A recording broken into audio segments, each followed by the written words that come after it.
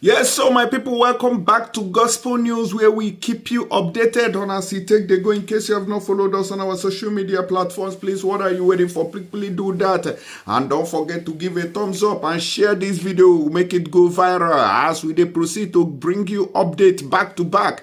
May don't take, come be like say we abandon Mazi Nnamdi Kanu. We know quickly they hear waiting they happen for your own section. This information that I'm about to drop on your table happened 2 days ago. Welcome to a new week. Una go remember say the election that took place in Imo State has come and gone. No be small thing. All of us don't see am kuru with our eyes. Say we don't see wetin happen for there. How hope also them might use all the forces in Imo State to make sure that he gets back into power. It no longer be a story to anybody. As they move forward, Nnamdi Kanu's family have raised alarm over his health as secret police DSS stops visitors from seeing him. Make I quickly zoom in very, very fast so that you will see where we are taking our update from. Una don't see him for here. See the hot I don't know waiting they worry this DSS. So no be this leg. Nama go take rich here. I heard somebody saying that voting hope Uzodinma is as saying that Mazi Nnamdi Kanu should be held in detention for another 4 years. So they say that Hope Uzodinma, the governor of Imo State now, is the brain behind the continued detention of Mazi Nnamdi Kanu in DSS custody when they for Abuja. So my question now, whether Hope Uzodinma is stronger than the federal government? Now the question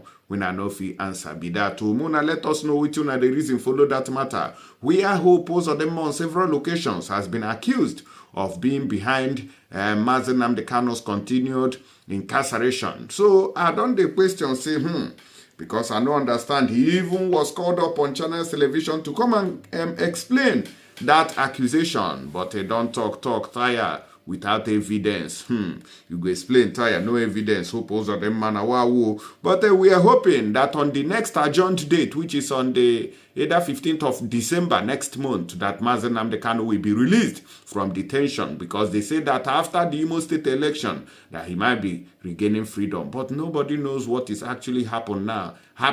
This one when DSS no they allow anybody make them see Mazi Nnamdi Kanu. But we go into details and find out why the family is raising this very alarm. The family of Nnamdi Kanu, the detained leader of the indigenous people of Biafra IPOB, on Friday raised the alarm about the health condition of their son. This was made known by Kanu's younger brother, Prince Emmanuel Kanu, in Umuahia, Abia State, while noting that the Department of State Services on Thursday denied access to him. He described the action as a flagrant violation of the Abuja High Court order. None of those who went to see him on Thursday was allowed to see him. Why would the DSS suddenly decide to deny Kanu access to his visitors? An action that is a flagrant violation of the Abuja High Court order. Such action raises suspicion that the DSS has something to hide about our brother. They are talking about the detention of Mazi Nnamdi Kanu and the inability of the DSS to permit them to see their brother and their son. According to their information, the DSS is stopping my brother's visitors from seeing him, which is another flagrant disregard of a subsisting court order and their effort to conceal my brother's deteriorating health condition.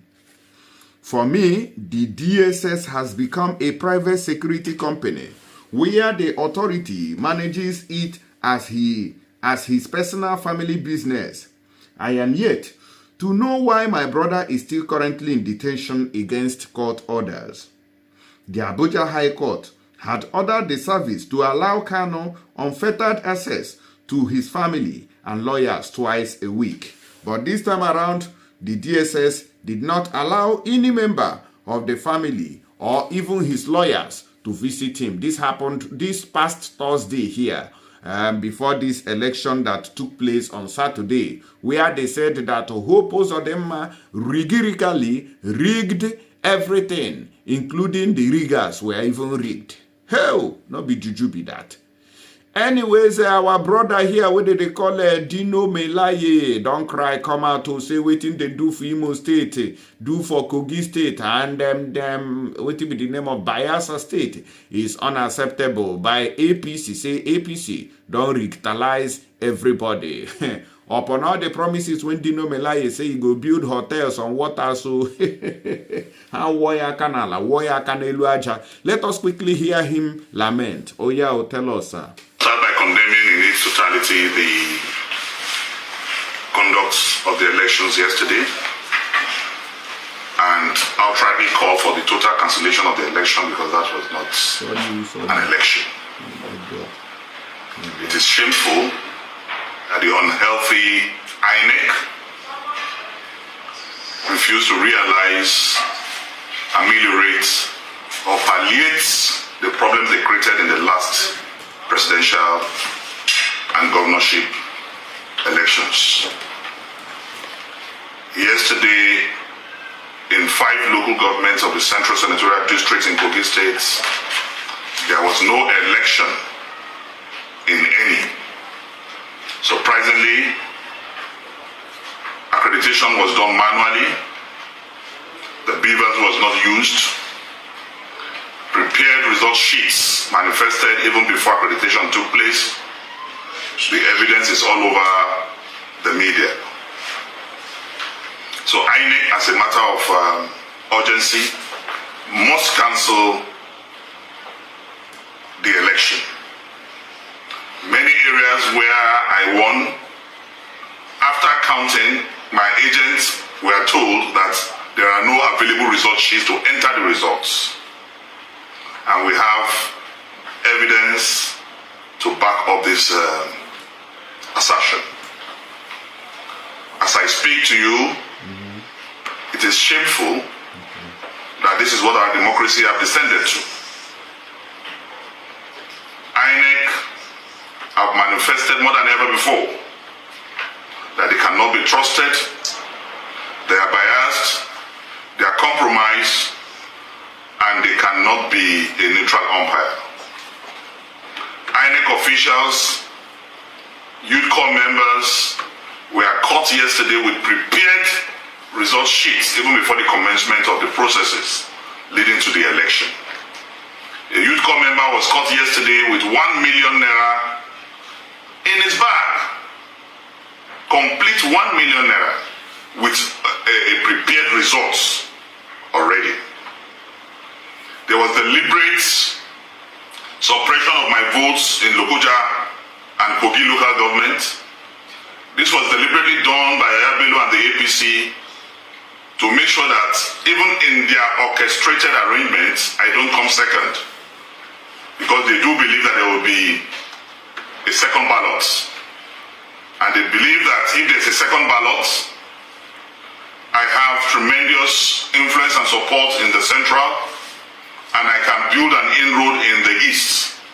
So they will prefer any other person to come second, who will find it difficult to have support in the central and in the west. So with these various malpractices that have bedeviled this election, I call for the total cancellation of this election. I call for a total repentance from INEC, where we will now conduct a credible poll. I am not perturbed, I am not worried, I am not disturbed. To the glory of God, I am okay. But it is just pathetic, and I sympathize with the people of Kogi State. I sympathize with the people of the Federal Republic of Nigeria, and I weep for our country. I weep for generations yet unborn, that in the 21st century, you have an umpire, you have an INEC that is biased. You will be shocked, as I am, that after all the promises by Mahmoud Yakubu, that Mahmoud Yakubu cannot wash his hands out of this calamity. There is no way Yaya Bello and the APC will have access to sensitive INEC documents without the collaboration of the highest level in INEC. They had result sheets before the election. These result sheets are supposed to be in the CBN. They are sensitive material that should not be tampered with. So how did APC gain access to ballot papers? How did they gain access to original result sheets?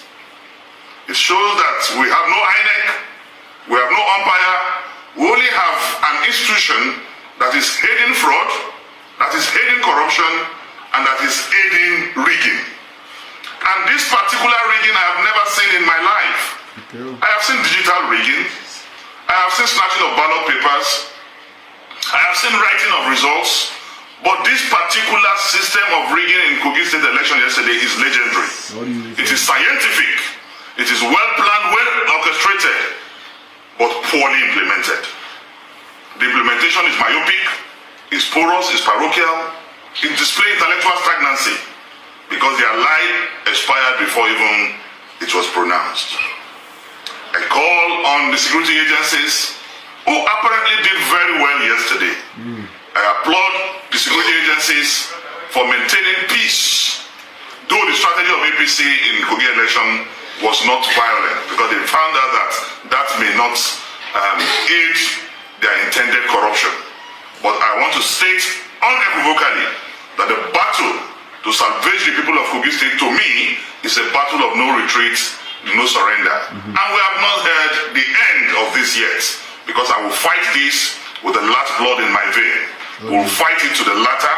The people's mandate must be realized, and we will not allow Yaya Bello to have a third term. It is not possible. Yaya Bello cannot have a third time through a proxy. The people's mandate, the people's wish in this state must be fulfilled. This is not the wish of the people, and I say that we will not allow this to stand. We will wait to see what INEC will do.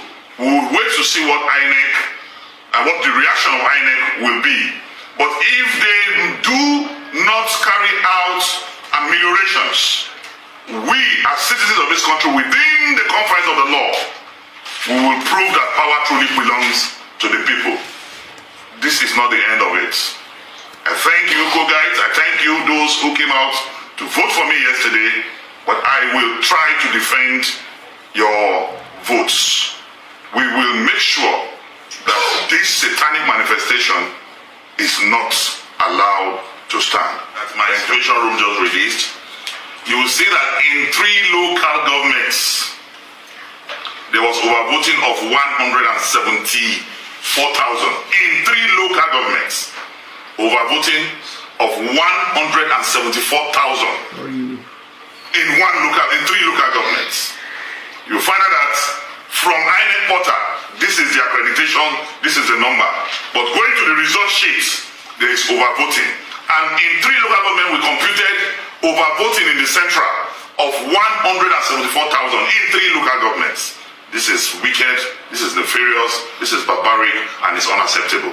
INEC is the bane of our development as a nation. And this is the time for Nigerians to rise and make sure that for the first time, we will, through legitimate process, change the leadership of INEC and then restructure INEC. All right, una don hear Dino Melaye. Please go and hop on your vehicles, your exclusive and popori vehicles, plus that your power bike. Go and be riding them, because una be wayo people. Nothing will I want to do for the people of your state. Because if this governorship enter your hand now, you still buy more luxury cars. This time around, maybe you buy a yacht or a what do you call it? You buy private jet with their money. I'm not gonna do what you're not supposed to, because all of them are the same people. I beg you, may you shift to go one side, though. As we take see matter now, so we take the talk. And please don't forget to drop your comment and share this video. Make it go viral. Mona free. Mazi Nnamdi Kanu make it they go in papa and mama house, so the money don't too suffer for DSS people hand. They just they do anyhow. They follow them. Thank you. Stay blessed.